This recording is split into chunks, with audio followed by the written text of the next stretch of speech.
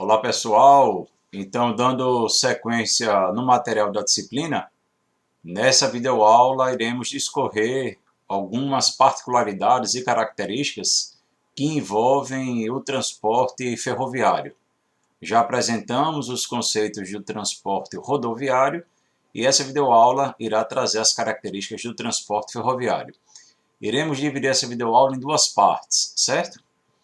Bem, inicialmente a gente apresenta um breve resumo histórico de como se deu, toda a evolução da modalidade do transporte ferroviário. Então, a primeira estrada de ferro do mundo, ela tem registro na Inglaterra no ano de 1825, e a primeira estrada de ferro no Brasil, ela se deu quase 30 anos depois, no ano de 1854. Era uma estrada que ligava o antigo porto de Mauá, no estado do Rio de Janeiro, e a estação Fragoso. E era uma estrada que tinha aproximadamente 14 quilômetros de extensão. Em 1873, a extensão da malha ferroviária já era de 500 quilômetros, e no ano de 2010, de forma mais recente, a gente já tinha aproximadamente 28 mil quilômetros de ferrovias instalados, implantados no Brasil. Então aqui são fotos e ilustrações dessas construções, principalmente nos seus primórdios, quando a modalidade vinha ganhando espaço em todo o mundo, em particular no Brasil, com registros aí do seu processo de construção.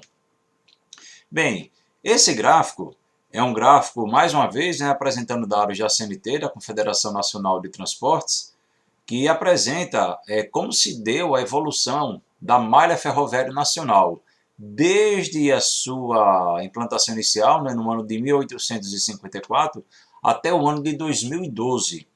Então a gente percebe que foi tendo uma evolução gradativa com relação à malha ferroviária.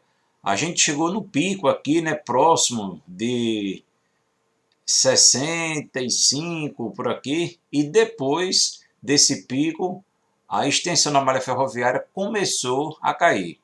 Ou seja, a gente já teve uma situação onde a malha ferroviária disponível era maior do que existe atualmente. O que não deixa de ser um fenômeno assim, um pouco diferente do que a gente tem verificado em outros países, e ao mesmo tempo um fenômeno que causa preocupação, porque a gente precisa muito dessa malha ferroviária forte para poder ter condições de escoar os nossos produtos. Então é só uma evolução para que a gente possa fazer essa análise e ao mesmo tempo expor a preocupação com relação a esse cenário de queda que se deu nos últimos anos. Aqui é o resgate naquele slide que já tinha sido apresentado na ocasião daquele panorama geral do transporte de carga, só para mostrar como é que o Brasil ele se encontra muito aquém com relação à sua infraestrutura instalada da matriz ferroviária, comparativamente com outros países, que são países que apresentam também, como o Brasil, grande extensão territorial, assim como a China, Estados Unidos, Austrália, Canadá e Rússia. Então a gente percebe que a gente tem uma participação mais tímida dessa modalidade, e vocês devem se recordar que a gente apresentou aquela tabela comparativa que define a competitividade de cada modalidade. Ou seja, acima de 400 quilômetros, a modalidade ferroviária começa a ser muito mais competitiva em relação ao transporte rodoviário, então essa modalidade precisa sim ser incentivada e muito. Então essa participação ainda tímida precisa ser melhorada. Algumas características envolvendo a questão da ferrovia no Brasil. Então a gente tem algumas particularidades, algumas características. Primeiro, a existência de diferentes bitolas. Essas diferentes bitolas dificultam a questão de um fluxo integrado ao longo de toda a extensão da malha ferroviária. A gente vai apresentar daqui a pouco o conceito de bitola, quando tivermos apresentando os elementos que compõem a via permanente de um sistema ferroviário, mas a gente tem a presença de três tipos clássicos de bitola. A bitola métrica, de 1 metro, a bitola internacional, 1,435, e a bitola padrão, de 1,60 m. Outra característica que envolve a modalidade do transporte ferroviário no Brasil é que a gente teve o início das privatizações das ferrovias a partir de julho de 1996, com a extinção, né, da antiga rede federal ferroviária, a RFSA. Então, com a extinção dessa rede federal, a gente começou um processo muito forte de privatização no setor, no sentido, né, de fazer o processo de recuperação daquela malha que se encontra extremamente deteriorada e, ao mesmo tempo, né, com o propósito de prover uma expansão desta malha ferroviária. Aqui são dados comparativos com relação à questão da evolução da frota. Então, a evolução de 1997 até 2012, a gente percebeu, né, uma evolução da frota do material rodante, das malhas concedidas, aquelas que são privatizadas, a gente percebeu uma evolução de 116,5%, né, o que é um resultado extremamente significativo. Só que nós temos outros problemas clássicos e bastante peculiares, né, envolvendo as ferrovias no Brasil. Entre esses problemas, a gente pode destacar dois principais, que é a questão da invasão da faixa de domínio, ou seja, existe um limite, né, que o Código de Trânsito brasileiro define com relação à localização de onde se encontra uma via permanente, bem como com a construção de algum tipo de obra. Existe, né, um distanciamento mínimo, esse distanciamento mínimo precisa ser respeitado e termina fazendo, né, com que a gente tenha muitas construções civis, construções comerciais situados, né, próximo do local onde a via permanente se encontra instalada. Essa distância é uma distância de 15 metros, então você não pode ter qualquer tipo de construção dentro dessa faixa de 15 metros de onde a via permanente está instalada. Então esse é um problema clássico que a gente tem com relação à questão da invasão da faixa de domínio. Um outro problema é a questão da passagem de nível. A gente tem vários cruzamentos de carros, caminhões e ônibus e existe o cruzamento, né, onde tem um determinado trem, um determinado VLT circulando. Então isso é muito perigoso. O ideal é que essa passagem ocorresse em níveis distintos para poder prover toda a segurança. Mas a gente tem, né, em Maceió não é diferente, a gente tem um caso clássico, né, do VLT, ali na região do Jaraguá, que tem todo o conflito, né, da corrente de tráfego por onde está circulando o VLT e por onde circulam os carros. Então é uma situação que merece todo um cuidado e todo um planejamento, né, por parte dos gestores públicos. Aqui era um problema muito forte, né, caracterizado em Maceió, a famosíssima Feira do Rato, onde a gente tinha, né, primeira questão do problema da invasão da faixa de domínio, né, a questão da distância dos 15 metros não sendo respeitada. E depois um verdadeiro comércio a céu aberto, né, os ambulantes vendendo, se utilizando da própria estrutura, né, da via permanente para poder utilizar os seus produtos e fazer os seus comércios. Observe aqui, né, o trem passando espremido ao longo de duas paredes, né, com construções, e de fato isso é um grande problema, né, em decorrente dessa invasão, né, da faixa de domínio. Infelizmente é muito comum, né, na modalidade a ocorrência de acidentes. Esses acidentes, né, atrelado ao fato que o trem apresenta uma característica que não é interessante, que é a questão da rigidez de rota, que a gente vai discorrer, né, essa questão na videoaula 2, dentro do modal ferroviário, mas aqui é uma situação, né, que envolve, né, acidente que fatalmente compromete, né, a circulação de outros trens que viriam a utilizar essa ferrovia. Aqui um acidente com VLT na cidade de Maceió, ou seja, o problema clássico, né, da invasão da faixa de domínio. O carro tentou atravessar aqui, dimensionou mal a distância, né, e a aproximação da composição do VLT e acabou gerando esse acidente. Então são problemas clássicos, né, que existem, que a gente precisa sempre estar monitorando, né, e evitando que esse tipo de situação possa vir a ocorrer. Aqui mais um acidente, né, um descarrilhamento, um determinado tipo de granel sólido, que também causa problemas, né, na circulação de outras composições ferroviárias. Bem, com relação ao processo de concessão, a gente informou, né, que a partir de 1996 se deu o processo das concessões a partir da extinção da antiga Rede Federal de Transporte Ferroviário SA. Então, a gente percebe do período de 2006 até 2016, a gente teve um crescimento significativo do volume que foi transportado de cargas através da utilização do modal ferroviário. Então, esse crescimento extremamente forte, de 29,5%, mostra, né, todo o apetite, toda a vocação que a modalidade ferroviária tem para transportar determinados tipos de mercadoria. E algo que precisa, né, ser fortemente estimulado, principalmente, né, pela questão do custo operacional, que a gente vai apresentar um pouco mais na frente, da modalidade do transporte ferroviário, que é uma característica extremamente interessante que a modalidade apresenta.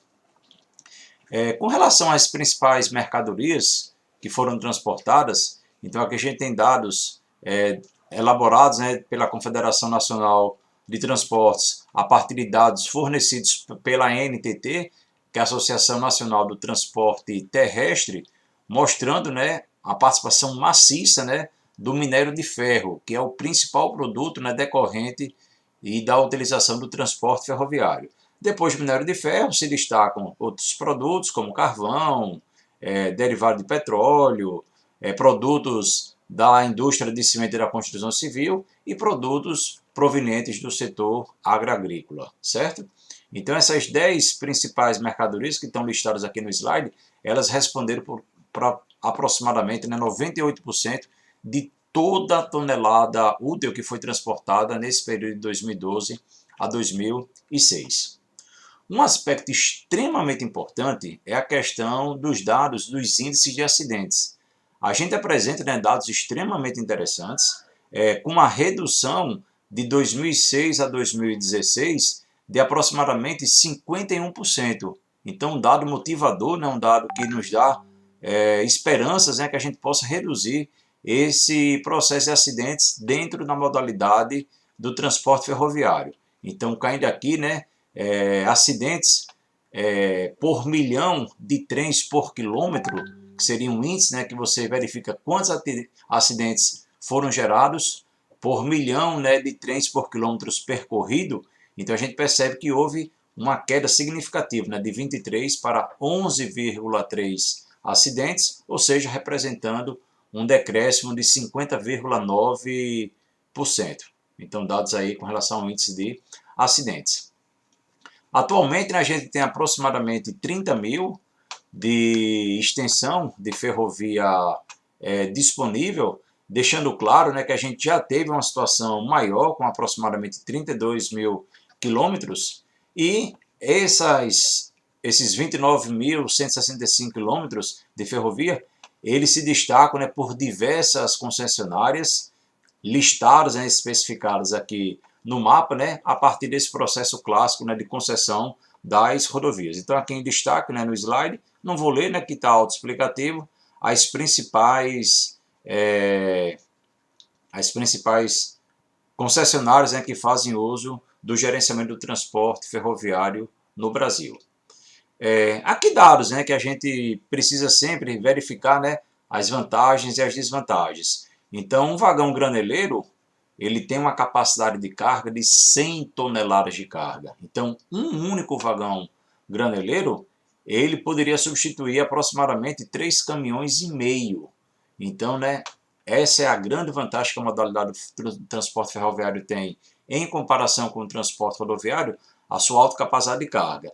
E lembrando, né, que uma composição ferroviária apresenta diversos vagões, né? Então, somente um vagão já seria o suficiente, né, para você retirar das estradas, retirar do processo de poluição, retirar do processo de deteriorização do pavimento, dos grandes congestionamentos, 3,5 caminhões, certo?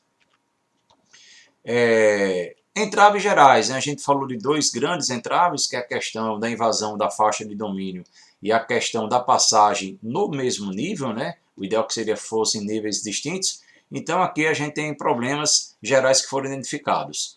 Então, a presença de 3.375 passagens em nível, então, várias situações, aqui mais uma, olha, aqui uma moto atravessando, um carro atrás, e aqui passa uma malha ferroviária. E essa outra situação, que é a questão clássica, né, da invasão da faixa de domínio, onde você não respeita a distância mínima de 15 metros que está prevista no Código de Trânsito Brasileiro e deve ser efetivamente respeitada, certo? No sentido, né, de evitar acidentes. Depois desses dois, a questão da passagem livre e da invasão da faixa de domínio, outros parâmetros também caracterizam como entraves. Então, falta de infraestrutura para carga e descarga e carência de retroáreas nos portos. É fundamental, né, que a gente possa ter uma integração do sistema ferroviário com o sistema portuário, com o sistema aquaviário. Não tem sentido, né, esses sistemas funcionarem de forma isolada, sem estarem minimamente integrados. Ou seja, a carência dos terminais intermodais, que envolve a utilização de mais de uma modalidade de transporte, e temos outros problemas, que é a malha ferroviária com traçado extremamente sinuoso e de fortes rampas. Você tendo grandes inclinações, com fortes rampas, você requer a utilização de muitas locomotivas, você requer uma composição mais pesada, o transporte passa a ser mais lento, ou seja, é uma série de entraves, uma série de conflitos, né, que dificultam a circulação de forma mais rápida e mais segura. Outro dado interessante que merece destaque é um market share ferroviário envolvendo Brasil e Estados Unidos. Então a gente tem aqui, né, a participação da modalidade do transporte ferroviário em função da quilometragem percorrida. E veja que engraçado, aqui a gente tem uma observação, acima de 500 quilômetros, quando o modal ficaria mais competitivo, a gente viu, né, de 400 a 500 o rodoviário é mais competitivo, acima dessa distância o transporte ferroviário passa a ser mais competitivo. O percentual de carga transportada decai vertiginosamente. Então aqui em vermelho está o fluxo de percentual de utilização do transporte ferroviário em função da distância percorrida, em azul são os dados dos Estados Unidos. Então observe que a matriz norte-americana ela apresenta uma participação crescente. Quanto maior a distância a ser percorrida, maior é a participação do transporte ferroviário, o que implica, né, uma utilização racional, principalmente para você ter, né, um custo operacional baixo. E o Brasil não, você começa a ter uma participação crescente e quando você chega na distância mágica, né, de 500 quilômetros, que o transporte ferroviário passa a ser efetivamente muito mais competitivo do que o transporte ferroviário, você simplesmente começa a reduzir de forma drástica. Então, né, uma situação também, né, que merece um destaque, que merece uma análise e também merece preocupação. Bem, por fim, para a gente fechar essa primeira exposição, a gente vai apresentar os principais componentes do sistema ferroviário, certo? Então, a estrutura ferroviária, ela possui uma terminologia clássica no meio acadêmico, que é a via permanente. Então, o que se entende por via permanente? A via permanente nada mais, nada menos, é a via, né, por onde está instalada aquela estrutura que vai possibilitar o tráfego, né, de uma composição ferroviária, seja ele de passageiro, seja ele de carga. Então, a via férrea de natureza permanente, você não vai ter uma via férrea num determinado trecho, depois daqui a 30 dias você vai ter em outro local, depois a 30 dias passa a ser no trecho inicial, então ela está instalada em um determinado espaço e ela fica ali de forma fixa. Não é isso? Então essa via férrea de natureza permanente, sobre a qual trafega regularmente composições com mercadorias e ou passageiros, a gente designa por via permanente. Então a via permanente, de forma imediata e objetiva, é a via, né, instalada por onde circula a composição ferroviária para o transporte de carga e ou pessoas. Essa via permanente ela é composta por alguns componentes, a gente vai apresentar aqui. Iremos apresentar de forma muito resumida, né? Lembrando que existe uma disciplina no curso, que é a disciplina eletiva de ferrovias, que aí sim, né, mergulha com grande profundidade nesses conceitos, nesses componentes, mostrando critérios, né, do processo de execução. Aqui cabe apenas uma apresentação superficial caracterizando esses componentes. Então, os componentes que caracterizam a via permanente de um sistema ferroviário são esses: plataforma e o sublastro, o lastro, os dormentes, os trilhos e a fixação. Iremos falar de cada um deles agora. Então aqui uma ilustração clássica de uma via permanente. Então aqui a gente consegue perceber, né, a plataforma, o lastro, aqui, né, os trilhos e os dormentes. Então a gente percebe aqui, né, o lastro composto por pedra britada para poder facilitar, né, a questão da água, não ter qualquer tipo de acúmulo, ela conseguir escoar de forma tranquila, os trilhos e os dormentes. Então aqui é um caso clássico, né, de uma via permanente por onde vai circular uma determinada composição ferroviária. Então vamos às suas definições. O que é o lastro? O lastro é uma camada constituída por material granular que suporta a grade ferroviária composta pelos trilhos e dormentes. Tradicionalmente, um material básico do lastro é a pedra britada. Está aqui, olha, a pedra britada para poder compor todo esse lastro. Aqui, olha, comprou todo esse lastro dessa via permanente. Então, a pedra britada ela é importante porque tem a função também de drenar rapidamente toda a água de chuva, permitindo o aumento da vida útil dos dormentes, principalmente esses dormentes se forem dormentes de madeira, certo? Sublastro, que fica, né, abaixo do lastro, é em geral constituído por solo granular com espessura, né, de 20 e 40 centímetros. A espessura mais usual, mais frequente, é a estrutura de 20, a espessura de 20 centímetros. Então aqui é apenas uma foto para poder ilustrar, né, um corte. A gente tem um lastro, naquele lastro, né, a gente percebe de forma clássica as placas de apoio, por onde vão estar os trilhos, por onde vão estar o processo de fixação. E abaixo desse lastro, composto tradicionalmente, né, por pedra britada, a gente tem o sublastro, certo? Então fica aí a ilustração para poder facilitar. Dormentes. Uma vez apresentado o lastro e o sublastro, vamos aos dormentes. O que são os dormentes? Os dormentes são aqueles elementos que proporcionam a fixação do trilho e a manutenção da bitola. Daqui a pouco a gente apresenta o conceito da bitola. Então, principais funções desses dormentes: atuar como suporte para os trilhos, para que eles não possam estar balançando, né? O trilho precisa estar fixo para que as rodas possam passar, né, com segurança. Garantir a existência de uma bitola uniforme, ou seja, de uma largura entre a distância entre os boletes, né, de um trilho, a gente vai ver daqui a pouquinho, e garantir a estabilidade da via permanente, né, para que a composição não possa ficar balançando. Existem alguns materiais por onde esses dormentes são constituídos e são construídos. Então vamos falar dos três principais tipos, que são os dormentes de madeira, os dormentes metálicos, né, de aço, e os dormentes de concreto. Então quais seriam as vantagens do dormente, da utilização do dormente de madeira? Ele tem um custo inicial mais baixo do que outros dois, ou seja, do concreto e os dormentes metálicos, apresenta um fácil manuseio e são adequados a todos os tipos de lastro, que seriam características desse dormente de madeira. Apresenta algumas desvantagens: menor vida útil que os outros tipos e o custo de manutenção é superior aos outros. E também, né, fica exposto e também com possibilidades de ataque de fungos e insetos e quebra. Então seriam algumas desvantagens, né, que seriam interessantes de serem mensuradas para que a gente possa fazer um investimento, né, de forma mais segura. Outros dormentes são os dormentes de aço.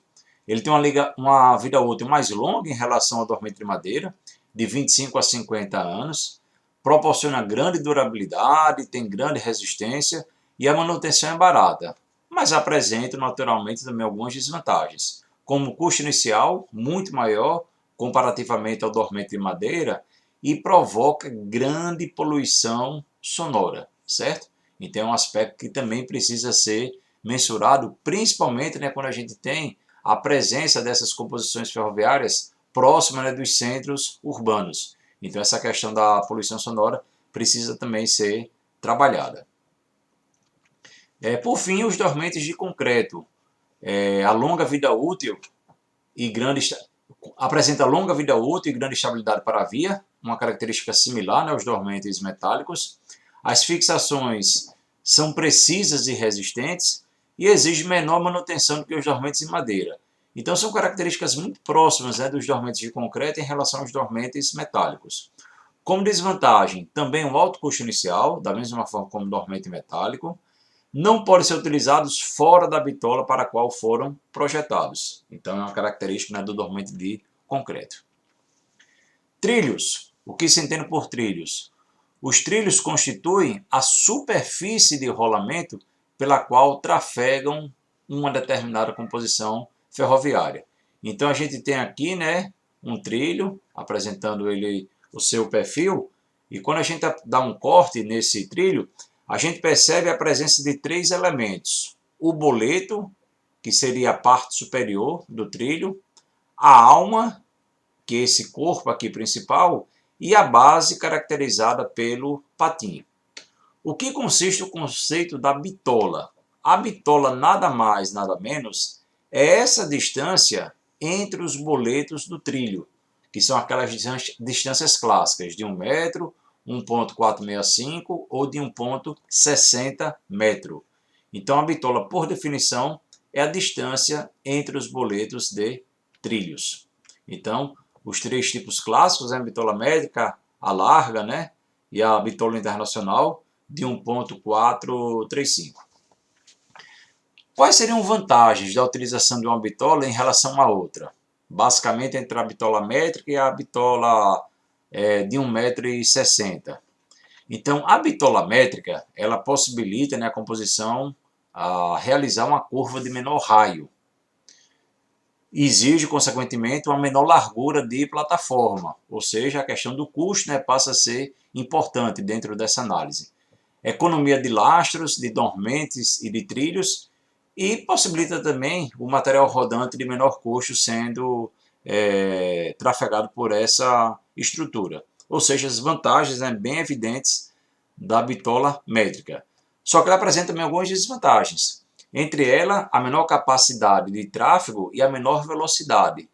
Como as curvas, né, são mais fechadas, então essa velocidade precisa ser controlada para evitar, né, o descarrilhamento, e também tem uma menor capacidade de tráfego. Então, se no seu planejamento você for convidado a fazer uma consultoria para poder verificar um determinado traçado de uma composição ferroviária e você opta por fazer a implantação através de uma bitola métrica, você precisa verificar qual é a perspectiva de uso, né, daquele trecho, para que a gente não possa ter uma expectativa de carga sendo não prevista, né, e consequentemente a gente ter dificuldade, né, de fazer a circulação, se porventura, e também a velocidade e a questão da capacidade de tráfego, né? Se a bitola for bitola métrica, que você teria uma menor capacidade de tráfego, você não pode ter uma grande perspectiva, né, de demanda com relação à quantidade de carga a ser transportada. Por fim, o processo de fixação. O que caracteriza as fixações? São os elementos, né, que vão ligar o trilho ao dormente. Então, essas fixações transmitem carga entre o trilho e o dormente. Essa fixação ela pode ocorrer de 2 formas, uma fixação rígida ou uma fixação elástica. E aí na disciplina de ferrovias, né, conforme eu já tinha informado, essas questões elas são apresentadas em melhor escala. Então aqui é um exemplo de uma fixação rígida, são pregos e parafusos. Aqui, né, essa fixação prendendo o trilho ao dormente, aqui um dormente de madeira, e o outro tipo de fixação que é uma fixação elástica, que mantém pressão constante sobre o trilho, certo? Esse tipo de fixação elástica muito comum no metrô de Recife. A gente faz, né, uma visita técnica lá para o metrô de Recife, conhece o centro de controle de operação do metrô, conhece o centro de manutenção de Cavaleiro, e lá no centro de manutenção do Cavaleiro a gente percebe, né, a existência, né, dessas fixações elásticas, que é o que eles optam por utilizar.